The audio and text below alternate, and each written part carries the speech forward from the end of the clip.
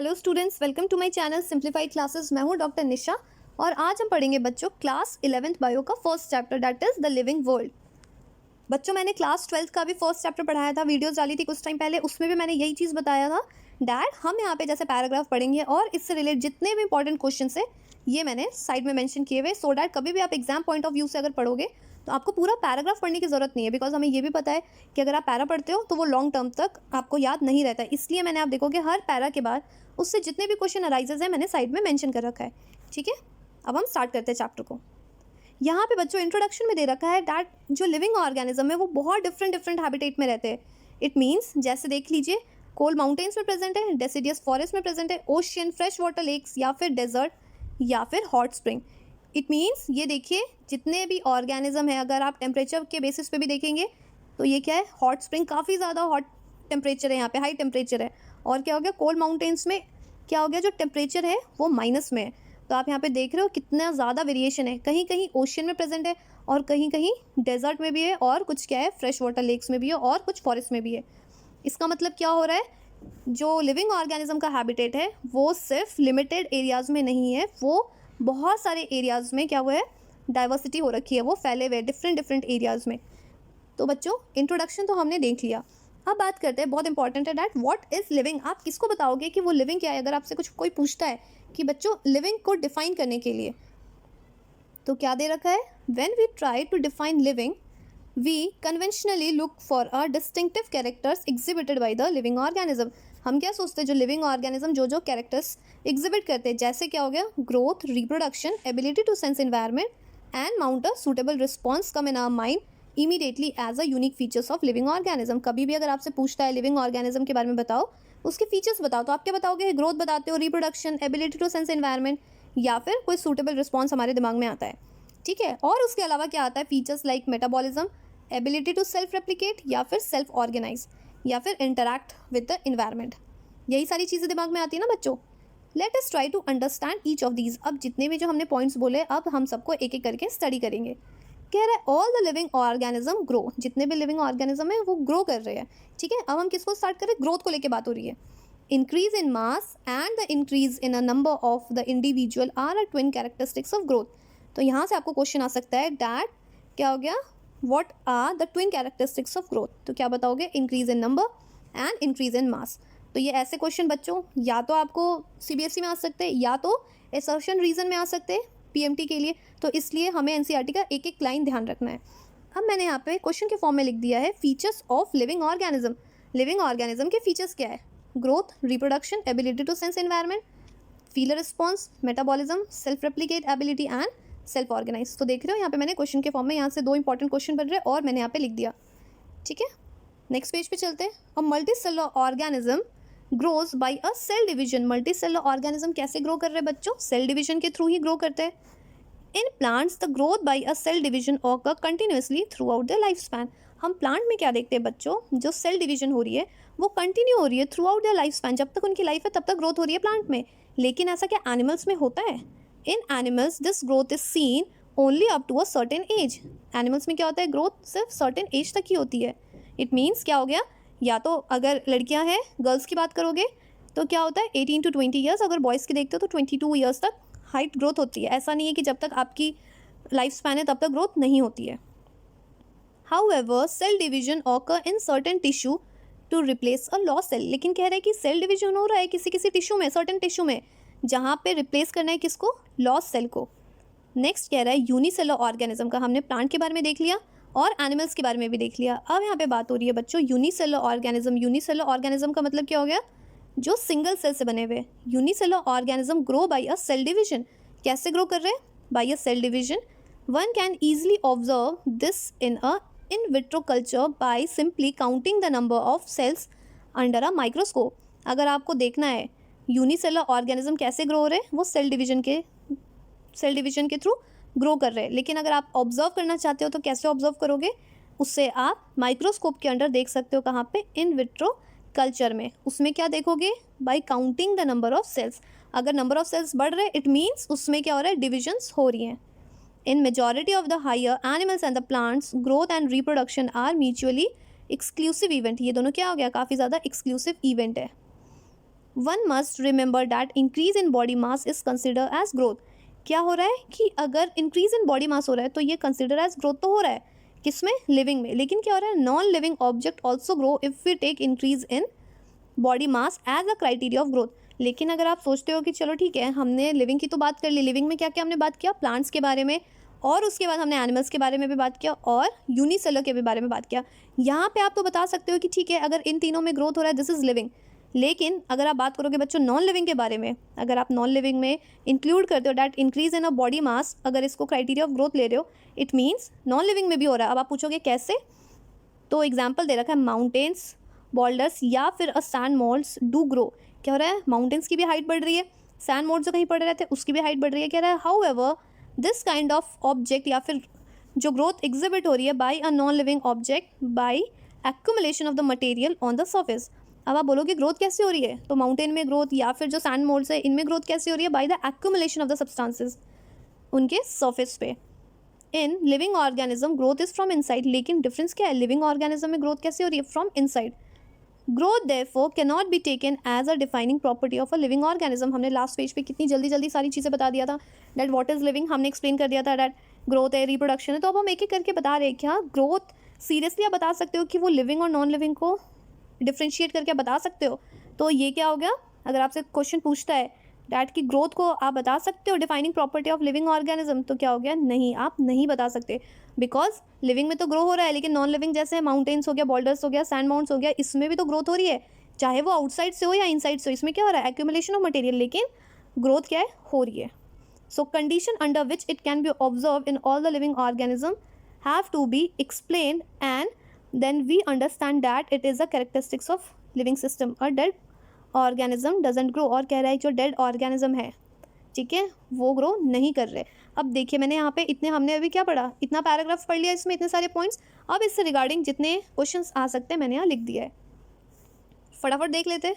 पहला क्वेश्चन है, how can we observe data unicellular also grow by a cell division. Unicellular कैसे आप देख सकते हो सेल डिविजन हो रहा है, by observing the division of cell under a microscope in vitro culture. In vitro culture हम काउंट कर सकते हैं सेल्स को।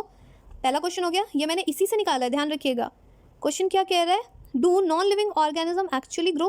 क्या नॉन लिविंग एक्चुअली ग्रो करते हैं, तो आप क्या कहोगे, no, they do not grow, there is only increase in mass due to accumulation on their surface. इसमें क्या हो रहा है, सिर्फ मास इंक्रीज हो रहा है, कैसे, due to accumulation of surface. Second question is also done. Third question, in living organism how growths occur. Living organism में ग्रोथ कैसे हो रहा है, तो क्या हो रहा है, in living organism growth is from inside the body. Living organism में एक्यूमुलेशन ऑफ सब्सटेंसेस नहीं हो रही है। फाइन बच्चों। Fourth question, can growth be taken as a defining property of a living organism. क्या ग्रोथ को आप डिफाइनिंग प्रॉपर्टी ले सकते हो, तो नहीं ले सकते। ठीक है बच्चों, तो यहाँ तक हमने पढ़ लिया और इसके रिगार्डिंग जितने क्वेश्चन थे मैंने एक्सप्लेन कर दिया। नेक्स्ट हम पढ़ेंगे रिप्रोडक्शन के बारे में। Reproduction likewise is a characteristics of a living organism. हमने लास्ट पेज पे क्या लिया था, रिप्रोडक्शन को भी हमने काउंट किया था कैरेक्टरिस्टिक्स ऑफ लिविंग ऑर्गेनिज्म। अब हम यहाँ पे देखते हैं क्या रिप्रोडक्शन को एक्चुअली आप ले सकते हो कैरेक्टरिस्टिक्स ऑफ लिविंग ऑर्गेनिज्म, क्योंकि बच्चों देखो ग्रोथ तो कैंसिल हो गया, ग्रोथ को आप नहीं ले सकते हो। ठीक है, अब पढ़ते हैं हम ज़रा रिप्रोडक्शन के बारे में। In multicellular organism reproduction refers to a production of a progeny possessing a feature more or less similar to those of parents। क्या होता है मल्टीसेलुलर ऑर्गेनिज्म में, क्या होता है जो रिप्रोडक्शन हो रहा है, it means reproduction of progeny means of spring. ठीक है, जो फॉर्मेशन हो रहा है वो मोर और लेस सिमिलर किसके होते हैं, पेरेंट्स के सिमिलर। इट मीन्स क्या होता है कि अगर मान लो आप है या फिर मैं हूँ, तो सिमिलर है ना अपने पेरेंट्स से, या तो मम्मी से थोड़ा मैच करते हैं या तो पापा से। Invariably and implicitly we infer to a sexual reproduction the organism reproduced by a asexual means also। कुछ ऑर्गेनिज्म कैसे रिप्रोड्यूस कर रहे हैं, by a sexual reproduction also, और कुछ by A sexual reproduction also. Sexual reproduction में क्या होता है, फ्यूजन ऑफ गैमेट्स होते हैं, और ए सेक्सुअल में क्या होते हैं, फ्यूजन ऑफ गैमेट्स नहीं होते। ए सेक्सुअल में बच्चों सिंगल पेरेंट्स इन्वॉल्व होते हैं, और सेक्सुअल में क्या होता है, both opposite sex are involve. Fungi multiply and spread easily due to the millions of asexual spores they produce. Fungi कैसे मल्टीप्लाई कर रहे हैं, स्प्रेड कर रहे हैं ईजिली, कैसे, मिलियंस में वो स्प्रेड कर रहे हैं बाय ए सेक्सुअल स्पोर जो वो बना रहे हैं। ठीक है, यहाँ पे फंजाई के बारे में ध्यान रखते चलना है, यहाँ पे बहुत सारे क्वेश्चंस आएंगे यहाँ से। In lower organism like yeast and hydra we observe budding. तो यहाँ से नेक्स्ट क्वेश्चन आएगा, बडिंग किस में हो गया, it means east and hydra में। इन प्लानेरिया मतलब फ्लैटफॉर्म वी ऑब्जर्व ट्रू रीजनरेशन, मतलब क्या हो गया, fragmented organism regenerates the lost part of its body and become a new organism. तो अगर आपसे क्वेश्चन पूछ सकते हैं कि ट्रू रीजनरेशन किस में होता है, आप क्या बताओगे, प्लानेरिया में। सो ये भी आपको पता होना चाहिए, ट्रू रीजनरेशन का मतलब यहाँ क्या बोल रहा है, जो फ्रेगमेंटेड ऑर्गेनिज्म है वो जो लॉस्ट पार्ट हो गए बॉडी का वो दोबारा से उसे रीगेन कर सकते हैं इनटू अ न्यू ऑर्गेनिज्म में। Next is the fungi, the filamentous algae, the protonema of a moss all easily multiply by fragmentation. फिर यहाँ पे दोबारा क्वेश्चन आता है, फ्रेगमेंटेशन कैसे कैसे हो सकता है, कहाँ कहाँ, फंजाई में, algae that is filamentous algae, या फिर प्रोटोनिमा ऑफ मॉस, ये कैसे मल्टीप्लाई कर रहे हैं, बाय फ्रेगमेंटेशन।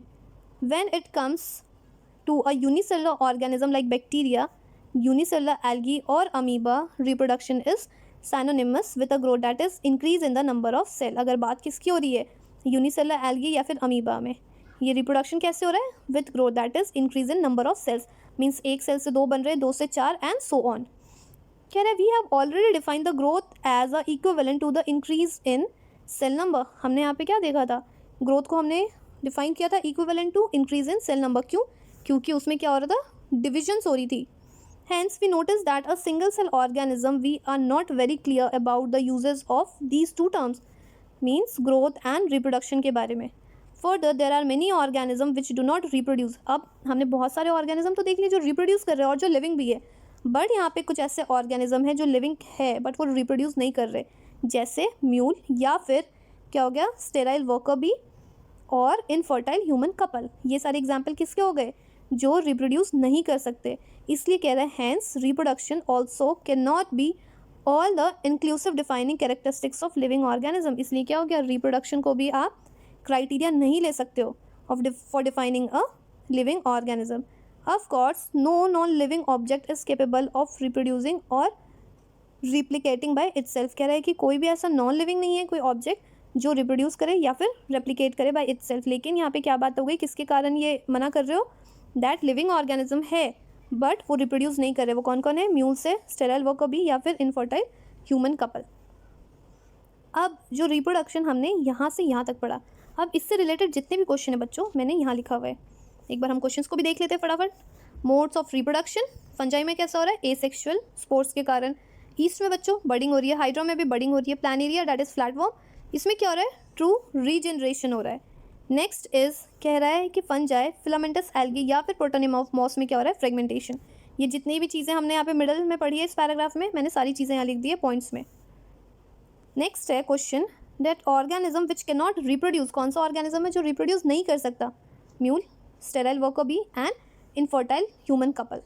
नेक्स्ट आपसे क्वेश्चन पूछेगा, can reproduction is taken as a defining property of a living organism. क्या रिप्रोडक्शन को बता सकते हो defining property of living organism, तो क्या कहोगे, no, because mule, sterile worker bee और इनफर्टाइल ह्यूमन कपल ये लिविंग है बट ये रिप्रोड्यूस नहीं कर सकते। तो बच्चों हमने ग्रोथ के बारे में भी पढ़ लिया, रिप्रोडक्शन के बारे में भी पढ़ लिया। नेक्स्ट क्या है इंपॉर्टेंट, देखते हैं, another characteristics is of metabolism. Third हम किसके बारे में पढ़ रहे हैं बच्चों, मेटाबॉलिज्म के बारे में। ध्यान से समझिए, all living organism are made up of chemicals. जितने भी लिविंग ऑर्गेनिज्म है किससे बने हुए, केमिकल से बने हुए। These chemicals small and big belonging to a various classes या साइज या function etcetera are constantly being made and change into some other biomolecule. जितने भी केमिकल्स है ये कैसे बने हुए हैं, कुछ छोटे हैं कुछ बड़े हैं, कुछ डिफरेंट क्लासेस से बिलोंग करते हैं, कुछ डिफरेंट साइज है, कुछ डिफरेंट फंक्शन से, और ये क्या कर रहे हैं, constantly being made and change into some other biomolecules. और वो किस में चेंज हो रहे हैं, सम अदर बायोमोलिक्यूल्स में। These conversion are a chemical reaction, या फिर आप उसको क्या बोल सकते हो, इन कन्वर्जन को मेटाबॉलिक रिएक्शन बोल सकते हो।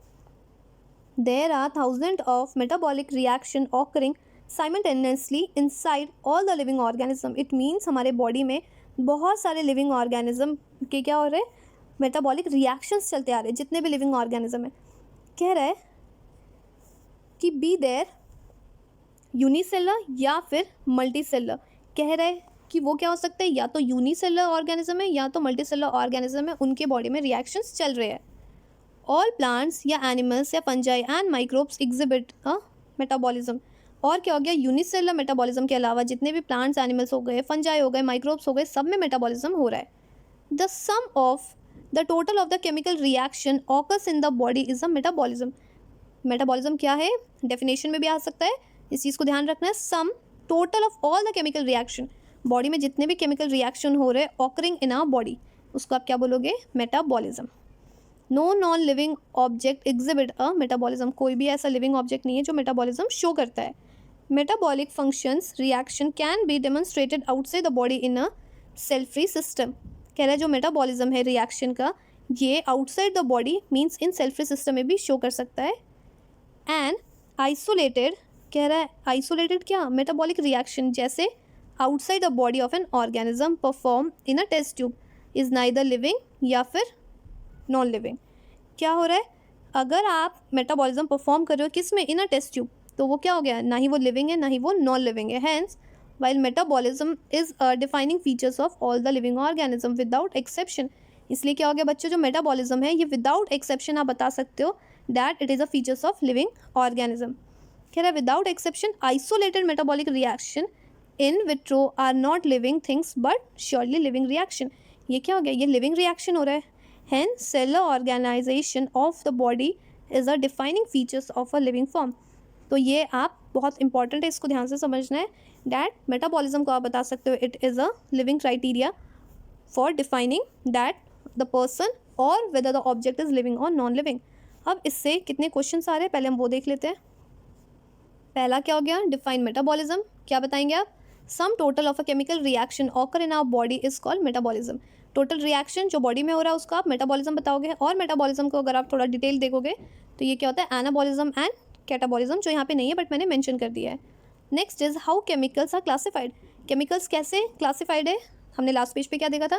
कुछ बिग है, कुछ स्मॉल है, कुछ वेरियस क्लासेस के है, वेरियस साइज, और सबके फंक्शंस भी क्या है? डिफरेंट डिफरेंट है। नेक्स्ट क्वेश्चन है can we say a metabolism is defining features of all the living organism. तो येस, विदाउट एक्सेप्शन या बता सकते हो। Next question which is the defining features of living form. कौन सा है? Cellular organisation of the body. ये क्या हो गया बच्चों? Defining features of living form. तो यहाँ से क्वेश्चन आ सकते हैं कैसे भी फॉर्म में, इसलिए मैंने क्वेश्चंस बता दिए। नेक्स्ट है perhaps the most obvious and technically complicated features of all the living organism is the ability to sense to their surrounding और environment and respond to these chemical या फिर environmental stimuli which could be physical, chemical या फिर biological. कह रहा है उसके बाद क्या हो गया बच्चों? मेटाबॉलिज्म के बाद अब बात हो रही है एबिलिटी टू सेंस इन्वायरमेंट या फिर सराउंडिंग। अब वो स्टिमुलाई कैसा हो सकता है? इन्वायरमेंटल स्टिमुलाई, या तो फिजिकल या तो केमिकल या बायोलॉजिकल, तीनों टाइप के स्टिमुलाई हो सकते हैं। We sense our environment through a sense organ.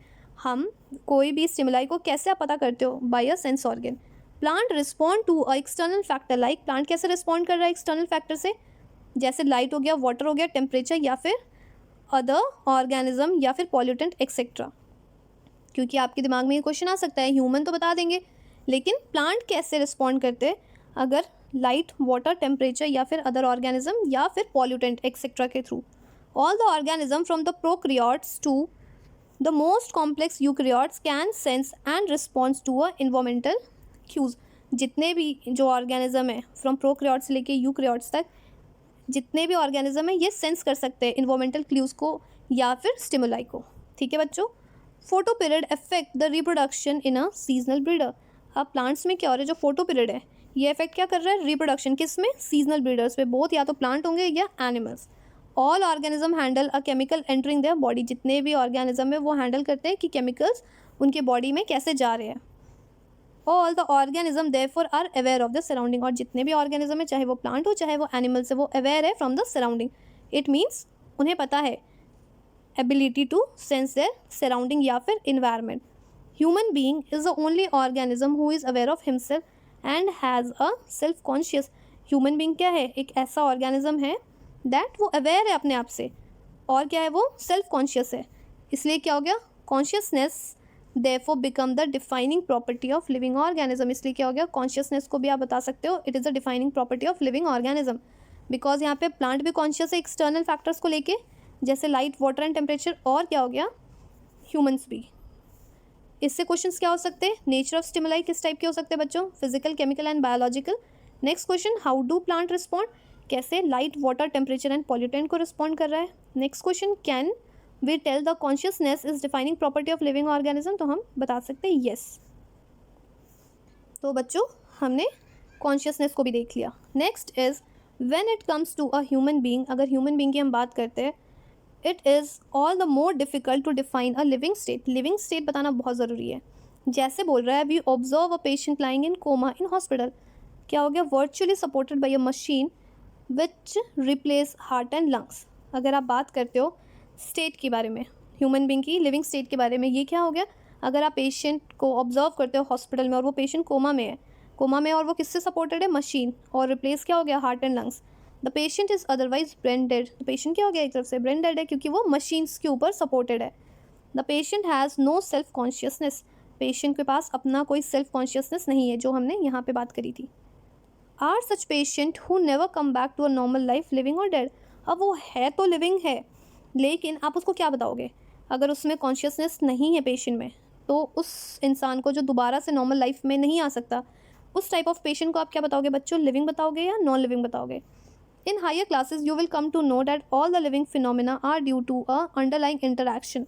Properties of the tissue are not present in the constituent cells but arises as a result of interaction among the constituent cells. Similarly, the properties of the cellular organelles are not present in a molecular constituent of the organelles but arises as a result of interaction among the molecular component comprising the organelles.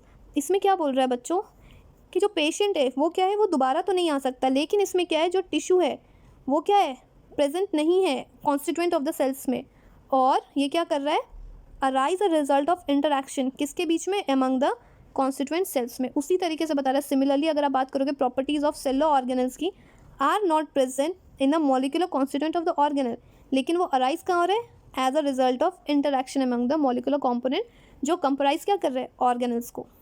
These interaction result in a emergent properties at a higher level of organization. ये क्या show कर रहा है, higher level of organization. This phenomena is true in a hierarchy of the organization complexity that all the level. Therefore, we can say that living organism are self-replicating या फिर evolving and self-regulating interactive system capable of responding to a external stimuli. It means आप क्या बता सकते हो, जो living organism क्या हो गया, self-replicating है, इवॉल्विंग एंड सेल्फ रेगुलेटिंग है, ठीक है, और उनके पास केपेबल क्या है कि वो एक्सटर्नल स्टिमुलाई को रिस्पॉन्स कर सके। Biology is the story of life on earth. Biology क्या हो गया, story of evolution of living organism और अर्थ। ये इंपॉर्टेंट है, किसी भी फॉर्म में आ सकता है। All the living organism present, ये क्या है, पास्ट एंड फ्यूचर, जितने भी जो लिविंग ऑर्गेनिज्म है ये कैसे, या तो प्रेजेंट या पास्ट या future, are link to one another by sharing of a common genetic material but to very degrees. क्या हो रहा है, हर ऑर्गेनिज्म या तो प्रेजेंट पास्ट फ्यूचर में वो लिंक्ड है एक दूसरे से, कैसे, by a common genetic material, जो कि वो वेरी कर सकता है। यहाँ से क्वेश्चन है बस, when we say the person is in coma, क्या बताओगे, when the patient is brain dead, that is patient has no self consciousness, patient का क्या है, कोई सेल्फ कॉन्शियसनेस नहीं है। तो बच्चों इस वीडियो में हम यहीं तक पढ़ेंगे, आगे हम पढ़ेंगे अपने नेक्स्ट वीडियो में।